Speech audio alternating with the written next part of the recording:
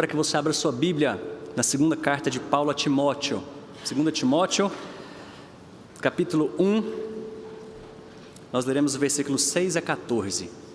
E diz assim a santa, inspirada e infalível palavra de Deus: Por esta razão, pois, te admoesto que reavives o dom de Deus que há em ti pela imposição das minhas mãos. Porque Deus não nos tem dado espírito de covardia, mas de poder, de amor e de moderação. Não te envergonhes, portanto, do testemunho de nosso Senhor, nem do seu encarcerado, que sou eu. Pelo contrário, participa comigo dos sofrimentos a favor do Evangelho, segundo o poder de Deus, que nos salvou e nos chamou com santa vocação. Não segundo as nossas obras, mas conforme a sua própria determinação e graça que nos foi dada em Cristo Jesus, antes dos tempos eternos. Manifestada agora pelo aparecimento de nosso Salvador Cristo Jesus, o qual não só destruiu a morte, como trouxe à luz a vida e a imortalidade, mediante o Evangelho, para o qual eu fui designado pregador, apóstolo e mestre. E por isso estou sofrendo estas coisas, todavia não me envergonho, porque sei em quem tenho crido e estou certo de que Ele é poderoso para guardar o meu depósito até aquele dia.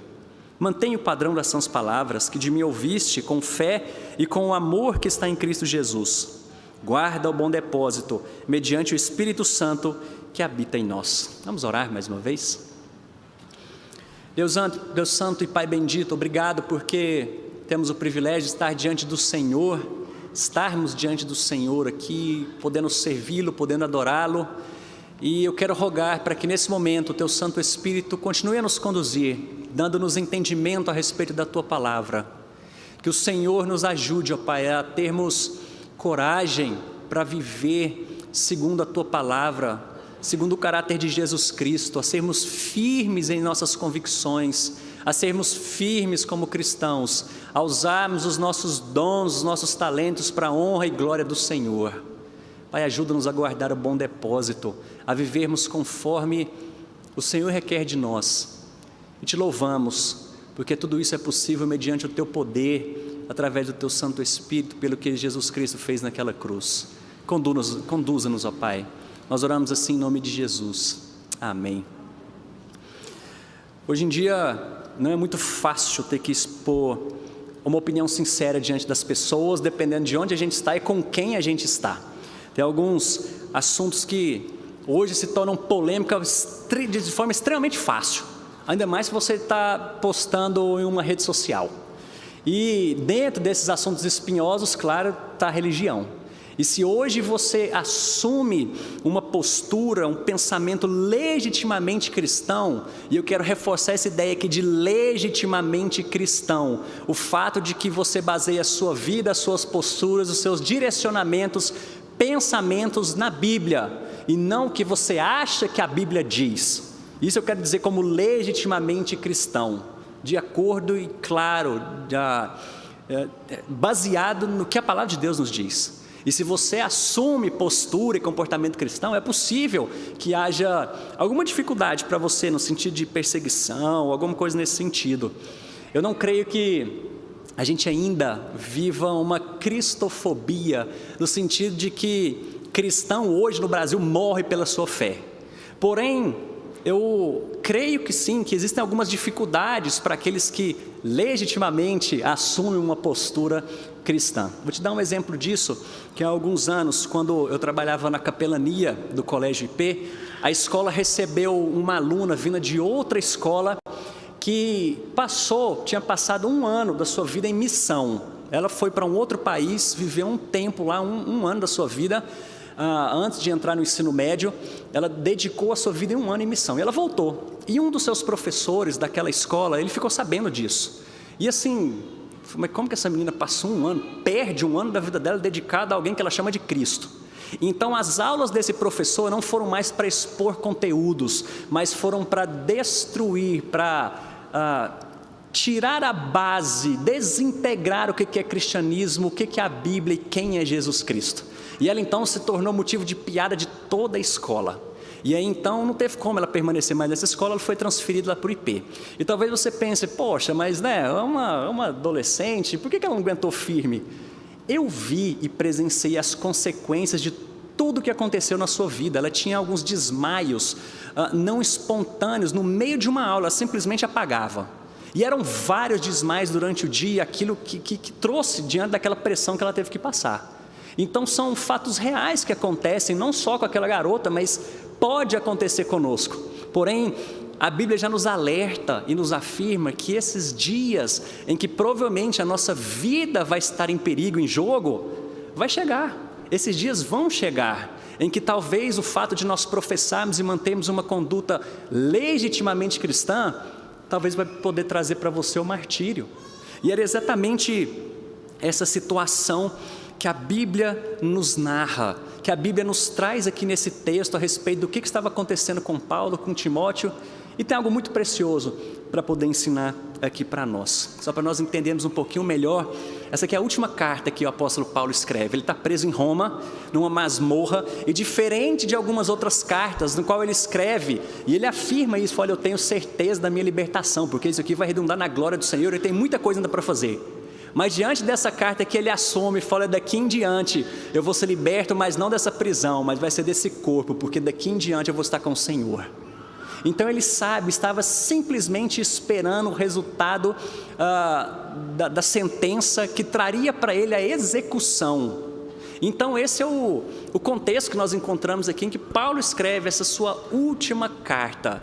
E ele escreve para o seu filho amado, Timóteo, filho na fé, no qual ele caminhou por muito tempo, no qual ele ensinou, no qual ele doutrinou, no qual amadureceu diante da presença do apóstolo. E ele precisava passar o bastão, então, de todo o seu ministério, e falou, Timóteo, eu quero que você agora assuma uma posição firme. Só que a gente conhece um pouco da história, e não só essa carta, mas a primeira, principalmente, nos mostra quem era Timóteo, um jovem, que sofria talvez com uma timidez, sofria com uma certa doença no seu estômago, além de ser novo, e não tinha tanto prestígio, assim, tanto respeito diante daquela sociedade, e agora Paulo precisa escrever e dar algumas diretrizes para esse homem. Mas não só isso, ele não enfrentava só essas coisas, tinha uma grande dificuldade diante do imperador Nero, que com toda a sua loucura e violência, estava determinado a acabar com o cristianismo. E assim, então, os crentes em Roma eram ou crucificados ou queimados vivos, mas se era cidadão romano, ele era tratado um pouquinho melhor, ele era decapitado. Era isso que acontecia com o cristão. Além disso, toda essa perseguição, tinha os falsos mestres, que na primeira carta ele vai combater muito, falou, Timóteo, por isso que ele vai dizer, guarda essa doutrina, porque tem gente que está ensinando qualquer outra coisa, a não ser aquilo que nós aprendemos e ensinamos, aquilo que eu te passei. Além disso, Timóteo também tinha que pastorear uma igreja. Era a igreja de Éfeso, uma igreja grande. Hoje de manhã nós ouvimos um pouco a respeito dessa igreja de Éfeso.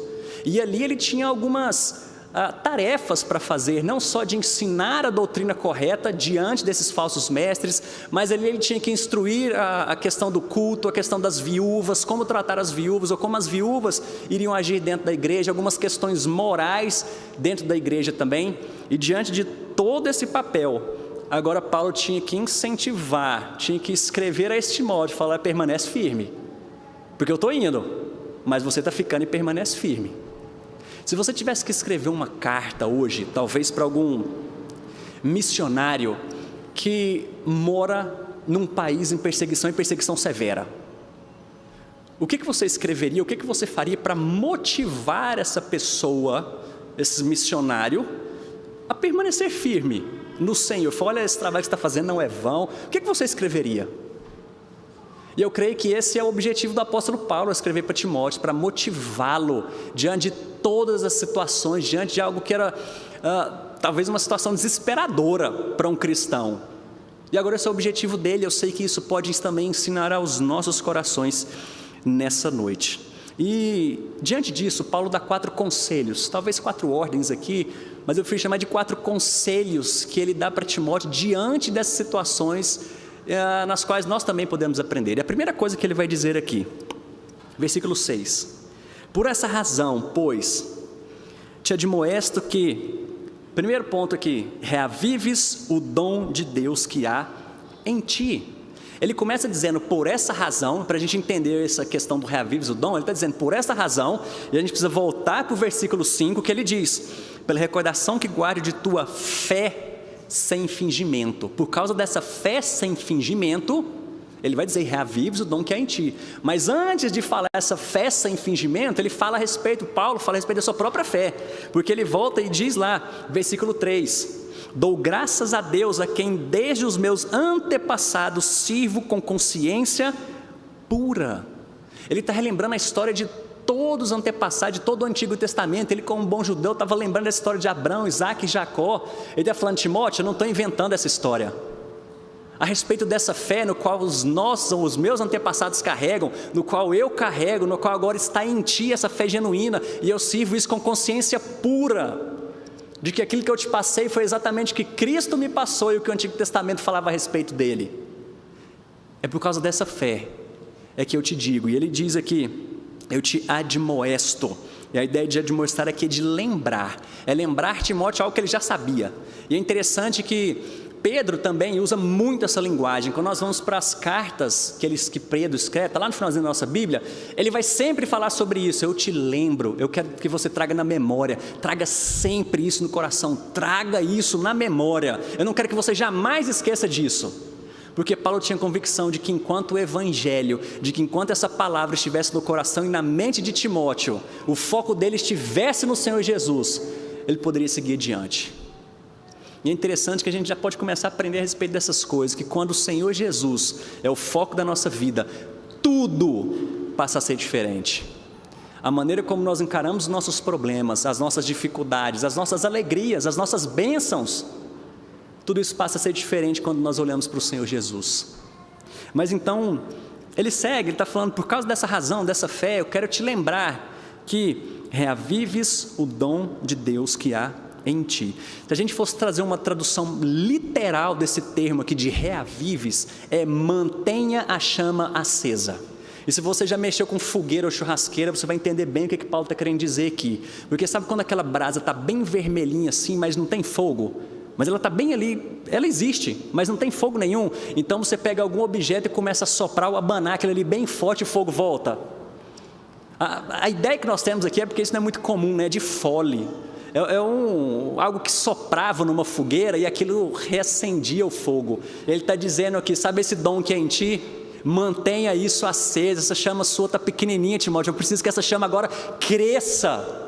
Diante de tudo isso que a gente tem passado, diante do meu martírio próximo, essa chama do dom de Deus que há em ti, isso precisa agora estar firme, vivo, flamejante diante de você.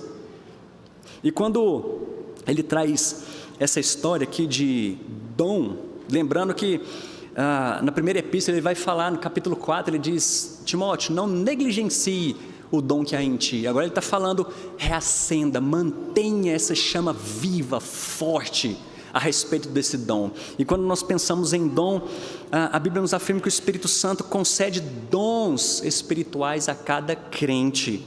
Na salvação, os dons são concedidos para equipar a cada um a servir a Deus no ministério para os quais foram chamados. Nós temos alguns textos básicos quando a gente olha para a questão de dons, que é Romanos 12, 1 Coríntios capítulo 12, 1 João capítulo 4 e Efésios capítulo 4.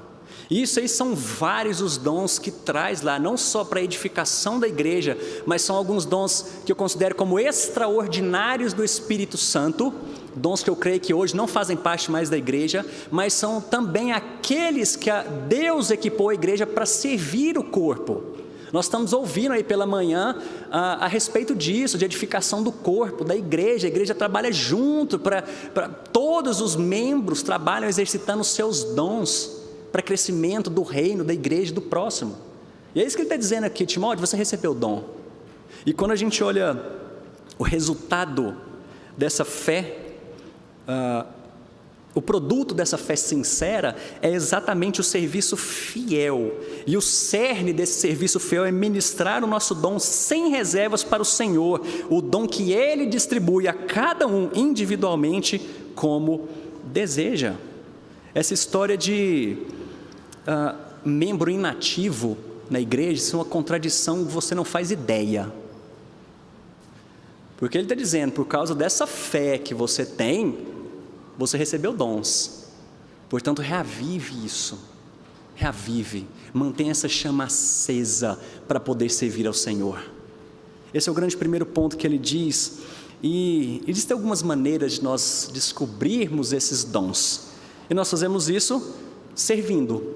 Você quer descobrir os seus dons? Sirva. E eu sei que existem desejos e habilidades para cada um de nós, os quais Deus deu, e que a gente pode servir ao Senhor sim. Pode ser que você esteja enganado a respeito de algumas coisas. Você tem um desejo, por exemplo, de servir no departamento infantil, e a Flórida vai chegar para você e falar: olha, talvez é melhor você servir em outro lugar. Acho que Deus te chamou para um outro. E é exatamente isso. A gente descobre os nossos dons servindo, sendo avaliados, desenvolvendo isso, e Deus vai nos direcionando. E a gente pode desenvolver isso exatamente treinando e aprendendo. O grande ponto que a gente tem aqui, que eu creio que Paulo nos traz, é algo que por vezes é difícil da gente compreender, mas que é a questão da soberania de Deus, a responsabilidade. Porque ele está dizendo, e vai dizer antes, lá desde o versículo 1, Paulo vai dizer: Paulo, apóstolo de Cristo Jesus, pela vontade de Deus. Quem chamou Paulo, quem dotou Paulo em relação ao apostolado? Foi Deus. Aí depois ele vai dizer a respeito disso, dessa fé sem fingimento, que também tem a ver com Deus, e daqui a pouco a gente vai ver mais a respeito disso, que tudo tem a ver com Ele. Porém ele está dizendo, diante disso que Deus te deu, é a sua responsabilidade manter essa chama acesa. Diante de tudo isso que Deus fez, diante de tudo isso que Deus tem colocado na sua vida, mantenha essa chama acesa. Tudo isso que Deus te chamou para fazer, faça. E eu quero trazer aqui não só a ideia de dons dentro da igreja, porque nós como igreja fomos chamados para fora. E aqui eu quero trazer de uma forma, trazer um intercâmbio, que é a ideia de talentos, dons, não só aquilo que você exerce dentro do corpo, mas é tudo aquilo que Deus chamou para fazer onde você está. É o seu trabalho, é a sua vocação, a sua dedicação, é tudo aquilo que você está fazendo, seja estudando, trabalhando, dentro de casa, o que for que você esteja fazendo. Agora, Paulo está dizendo, mantenha essa chama acesa. Foi isso que Deus te chamou para fazer, então faça para o Senhor. Esse é o grande ponto que ele está trazendo aqui. E assim como eu creio que o grande objetivo de Paulo para Timóteo é falar: olha, vale a pena você servir ao Senhor, mesmo diante das situações, mesmo que isso tenha custado a minha vida, mesmo que isso custe a sua vida, vale a pena. E o que eu quero te mostrar nessa noite é que vale a pena servir ao Senhor. Talvez você está aqui hoje, nessa noite, chegou aqui e falou: gente, o que esse povo está falando? Que história é essa de eu ter que servir alguém, e isso vai me trazer dificuldade, isso pode custar a minha vida, que dia que eu ia querer isso? Mas assim como o apóstolo Paulo mostra, eu quero mostrar para você também que vale a pena a gente dedicar essa vida ao Senhor. E assim como Paulo nos mostra, eu quero te mostrar por quê também. Mas primeiro ele diz aqui para nós: reavives o dom que há em ti, mantenha essa chama acesa. Ele justifica isso, versículo 7. Porque Deus não nos tem dado espírito de covardia, mas de poder, de amor e de moderação. Existe aqui uma discussão se esse Espírito, que é o Espírito Santo, e aí a sua tradução teria uma letra maiúscula aí, ou se é exatamente esse Espírito no qual o tradutor traz aqui, que é o nosso Espírito. Mas independente da situação, eu creio que o tradutor aqui, ele acertou nessa ideia de trazer que é o nosso Espírito. Nós não temos, e Deus não nos deu um espírito de covardia diante dele, mas se entender que é o Espírito Santo, esse Espírito Santo habita em nós somos a habitação dele. Então de qualquer forma ele está dizendo, em você não tem um espírito de covardia, exerça isso aqui para o Senhor, porque ele nos deu um espírito não de covardia, de timidez, de medo, mas é de poder, de amor, de moderação, uma mente sã. E talvez seja compreensível por que Timóteo está falando isso aqui para ele. Ele falou: Timóteo, Deus não deu um espírito de covardia. Mas talvez seja entendível, porque olha só a situação desse Timóteo. Uma igreja teoricamente difícil, grande, responsabilidade extremamente grande. Nero perseguindo os cristãos. Paulo, seu grande conselheiro, seu pai na fé, morrendo. E diante de tudo isso agora os falsos mestres, tanta dificuldade. Mas ele está dizendo: Timóteo, Deus não nos deu um espírito de covardia, mas é um espírito de amor. Pelo contrário, de amor, de poder e de moderação. Eu creio que existem vários motivos pelos quais os cristãos não servem ao Senhor. Às vezes é porque o seu compromisso com Cristo e a igreja é indiferente. Eles vão à igreja ocasionalmente, mas seus verdadeiros interesses estão no mundo. Servir a igreja seria inconveniente. Outros tentaram servir, mas não tiveram treinamento, ficaram frustrados e desistiram. Alguns desistiram porque outros membros da igreja criticaram, outros se esgotaram tentando fazer muito. Alguns pararam de servir porque estavam servindo com a motivação errada, talvez procurando elogios de pessoas e não de Deus. Mas por alguma razão ficaram cansados do incômodo de servir ao Senhor e se retiraram para um assento mais confortável dentro da igreja. Talvez você pense que o seu dom é esquentar banco de igreja, mas Deus não te deu esse dom. Se você tem uma fé genuína, você foi chamado ao serviço. Eu não estou simplesmente, quando eu digo aqui serviço dentro da igreja, você foi chamado a servir ao Senhor onde você está. E é por isso que ele diz aqui, Deus não deu espírito de covardia não, mas foi de poder, de amor. E talvez essa palavra realmente é para você que tem vivido uma vida como um covarde diante do Senhor, com medo de assumir uma postura reta diante das pessoas. Mas o que nós aprendemos aqui é, mantenha essa chama acesa. Ele vai mostrar por quê que vale a pena. Ele segue então, dizendo no segundo lugar aqui, versículo 8, não te envergonhes, portanto, do testemunho de nosso Senhor, nem do seu encarcerado, que sou eu. Pelo contrário, participa comigo dos sofrimentos a favor do Evangelho, segundo o poder de Deus. Não te envergonhes, portanto, do testemunho de nosso Senhor, nem do seu encarcerado, que sou eu. Ao contrário, se for necessário, participa comigo dos sofrimentos. Mas sabe por que isso é possível? Ele diz aqui, é segundo o poder de Deus que te capacita a viver assim. Eu estava conversando antes de começar esse culto aqui com um irmão que está aqui na igreja, e ele disse, olha, esse ano foi 2020, por um lado foi uma bênção para mim, eu fui chamado no emprego, mas logo eu tive que assinar uns documentos lá que eu não tinha feito, eu não poderia assinar. Mas numa crise dessa, ele conseguiu um emprego, mas só que agora a sua fé sendo testada. Ele vai ter que assinar documentos lá que ele não deveria. E aí ele estava contando para mim, falou, olha, eu simplesmente cheguei para ele e falei, olha, não dá para fazer isso aqui. Ele disse que um dia antes dele, ou no último dia dele de trabalho, ligaram para ele e chamaram para outro trabalho.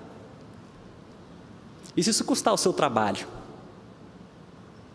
O testemunho do Senhor, de ter que se manter reto diante dele.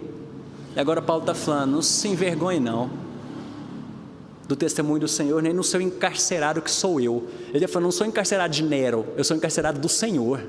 Ele que me colocou aqui. E perceba bem que diante de toda a situação, Paulo poderia ter escrito essa carta de uma maneira muito diferente. Era a última da sua vida mesmo. Eu falei, eu vou morrer aqui, né? Eu vou escrever para Timóteo. Eu falei, Timóteo, eles escreveriam um primeiro capítulo que eu falei, olha, tá vendo, Timóteo, valeu a pena eu estar aqui, ter feito tanto pelo Senhor, agora eu estou aqui acusado injustamente por pagãos, vou morrer. Ou então ele poderia falar reclamando, porque mais lá na frente ele vai dizer, no meu último julgamento, ninguém esteve comigo, todo mundo foi embora. Parecendo com Jesus, quando todo mundo saiu, ele podia ficar reclamando aqui, nem Timóteo, olha, eu não sei se vale a pena isso não, todo mundo me abandona, a igreja não cumpre aquilo que precisa comigo, mas o que ele diz? Dou graças ao meu Deus. E por isso que ele diz, não se envergonhe do Evangelho, mesmo que isso custe a sua carreira, mesmo que isso custe talvez o seu emprego, mesmo que isso custe a sua vida. Não se envergonhe. Eu me lembro de uma das viagens missionárias que a gente fez, e tinha uma irmã da igreja que estava com muito medo, porque era uma parte desse trabalho de evangelizar em casa. A gente entrava nas casas e ia falar de Jesus Cristo. E ela estava com muito medo disso, porque não tinha feito isso ainda, e foi se as pessoas baterem a cara na minha porta, baterem a porta na minha cara, não me receberem. Aconteceu que alguns dias depois, a gente chegava na hora do almoço, a gente tinha que sair rodando atrás dessa irmã na cidade, porque ela não queria mais parar de falar do Evangelho. O tanto que ela descobriu que isso foi bom. E é o que Paulo está dizendo, não se envergonhe do Evangelho não. Não se envergonhe de viver uma vida pura. diante do Senhor, jovem, não se envergonhe de talvez virar motivo de piada porque você está se guardando para o casamento. Não se envergonhe de assumir uma postura correta na sua empresa. Mais uma vez agora, ele vai mostrar por quê. Terceiro lugar, versículo 13. E calma que eu estou pulando esses versículos aqui de propósito, que eu vou voltar neles, tá? Versículo 13 ele diz: mantenha o padrão das sãs palavras que de mim ouviste com fé e com amor que está em Cristo Jesus. Que palavras são essas? Que sãs palavras são essas? Agora a gente volta, versículo 9. Ele vai falar a respeito do Evangelho. Lembra que nós lemos aqui na liturgia? Ele resume de uma forma assim, bem sucinta o que é o Evangelho. De que Jesus veio ao mundo para salvar pecadores. Agora ele vai estender um pouquinho mais essa ideia. Quando ele diz versículo 9. Esse Jesus Cristo, ou Deus, nos salvou e nos chamou com santa vocação. O que ele está dizendo aqui é que esse trabalho de salvação foi da parte de Deus. É Deus quem nos salva. E quando nós falamos a respeito de é Deus quem nos salva, não é porque Ele te deu uma ajudinha para a sua salvação. Você não estava bom o suficiente para que Ele te salvasse. A ideia de que a Bíblia traz para nós é que nós estávamos desesperadamente desamparados. A Bíblia vai usar alguns outros termos, algumas outras metáforas também para falar disso, que nós estávamos mortos em pecados e delitos. Morto não toma decisão. Fala que nós éramos cegos. Vai usar a linguagem que nós éramos pobres, nus, miseráveis. E isso tudo por causa do pecado.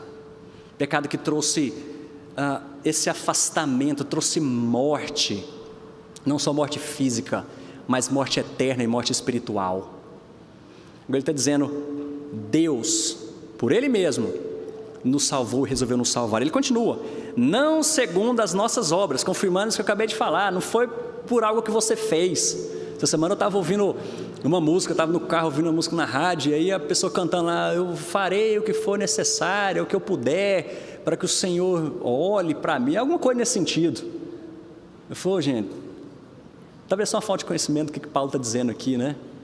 Ele nos salvou não segundo as nossas obras, não tem nada, não houve nada que você fez para que Deus olhasse para você.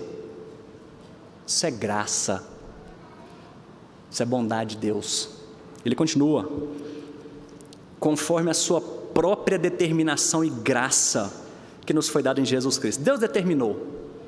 Às vezes a gente não entende essa questão, aquilo que ele está tratando de eleição, de predestinação, eu espero que a gente possa discutir isso na presença dele. Isso vai ficar claro quando a gente estiver junto com ele. Mas ele diz aqui, antes dos tempos eternos, foi na eternidade que ele escreveu o seu nome no livro da vida. E como essa salvação então se manifestou? Como esse propósito eterno de Deus se manifestou? Versículo 10, ela é manifestada agora pelo aparecimento de nosso Senhor, nosso Salvador Cristo Jesus. Quando ele diz essa história aqui, de que foi manifestada pelo aparecimento de Cristo Jesus, nós podemos concluir duas coisas aqui. Primeiro, se ele apareceu é porque ele já existia. Ele está afirmando aqui a divindade de Deus. Porque quando João fala para nós, no princípio era o verbo estava com Deus, o verbo era Deus, ele está dizendo, esse aparecimento tem a ver com Deus Filho. Mas não só isso, ele apareceu porque se fez carne e habitou entre nós. Esse Jesus Cristo que ele está dizendo aqui, isso se manifestou, essa salvação, esse plano eterno se manifestou quando Cristo se fez carne e habitou entre nós. Agora olha só o que foi a conclusão disso tudo, qual o objetivo disso, ou qual o resultado dessa aparição. O qual, no versículo 10, não só destruiu a morte, como trouxe à luz a vida e a imortalidade mediante o Evangelho. Essa história que ele está dizendo aqui de destruiu é de anulou. Antes, mais uma vez o que a Bíblia afirma sobre nós éramos escravos do pecado, mortos. Agora Cristo naquela cruz, Ele anula o poder da morte. Ele anula essa morte. E aí nós encontramos alguns textos como Hebreus 2 ou 1 Coríntios 15, que é um texto belíssimo que fala, ó morte, onde está o teu aguilhão? É como se ele virasse e falasse, olha escorpião sem o seu ferrão. Ele falou, escorpião, cadê o seu ferrão agora? Morte, cadê o teu aguilhão? Você não tem mais poder sobre os meus, porque Cristo venceu a morte naquela cruz. E como eu disse para você, todos nós estávamos condenados a essa morte eterna por causa dos nossos pecados.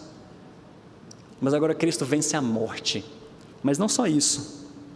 Não só destrói, não só anula o poder da morte, o pecado sobre nós como escravizador.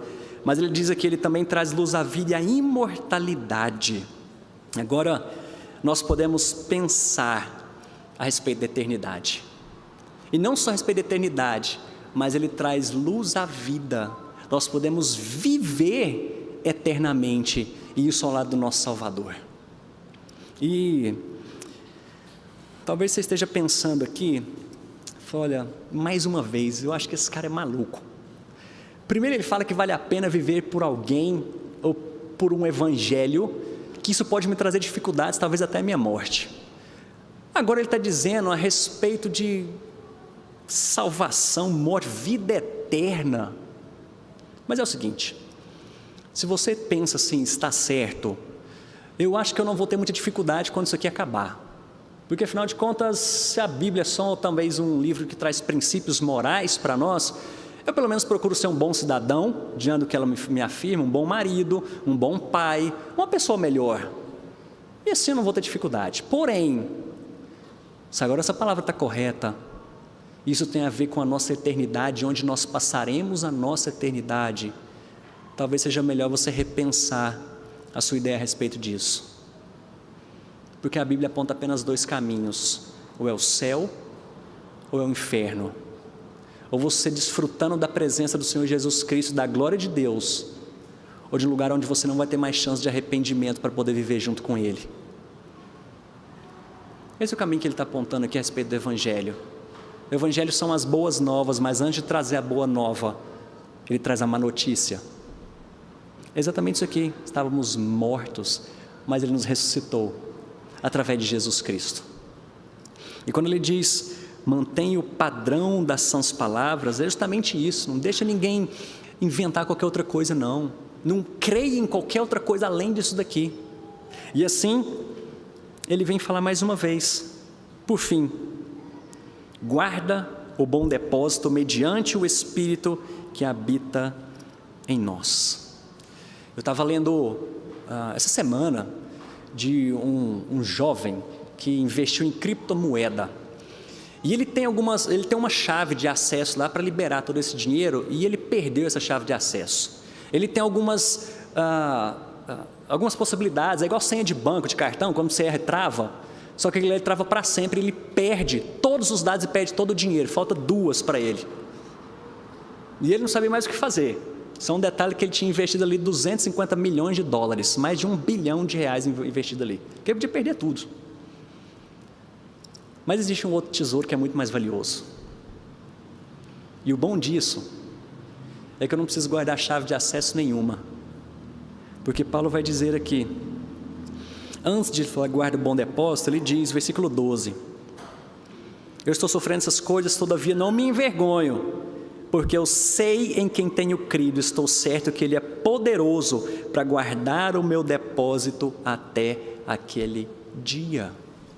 Quem guarda a nossa salvação é Deus, por isso a gente pode confiar. E aí por isso que por fim ele termina, Timóteo, guarda o bom depósito. Vale a pena você viver para o Senhor.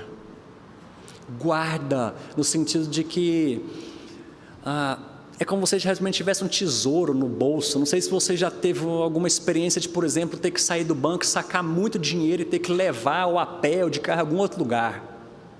Você não anda naturalmente com aquilo, um bolso cheio de dinheiro, né? Uma bolsa ali lotada de dinheiro, você anda naturalmente. A pessoa tenta disfarçar, mas é isso que ele está dizendo, guarda um bom depósito. É como se você tivesse no seu bolso a tua salvação, o que Cristo fez por você. Haja e viva de acordo com isso. E para a gente finalizar, se você está vivendo no mesmo estado em que Timóteo se encontrava, dessa apatia, às vezes com medo, vivendo como um covarde diante do Senhor, reavives o dom que há em ti, mantenha essa chama acesa. Eu creio que nosso papel no exercício dos dons está relacionado com toda a nossa vida, não só aqui na igreja, mas em tudo que você faz. Portanto, faça para o Senhor.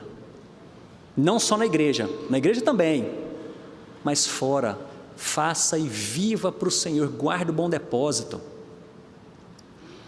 Creio que nosso papel também não é somente ficar vociferando injúrias em redes sociais contra injustiças, corrupção, perseguição. Eu acho que existe algo a mais, que nós cristãos podemos fazer.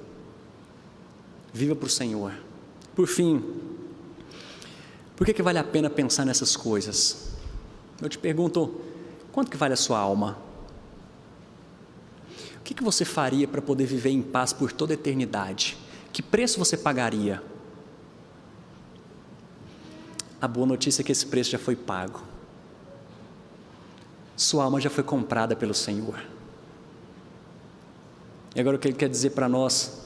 Viva para Ele. Será que vale a pena a gente viver por alguém que padeceu numa cruz, ressuscitou e comprou a nossa dívida, pagou o nosso lugar? Será que vale a pena a gente viver por isso? Reavives o dom que há em ti. Mantenha essa chama acesa de servir ao Senhor. Deixe de viver com medo. Deixe de viver como um covarde. Viva para o Senhor. Vamos orar.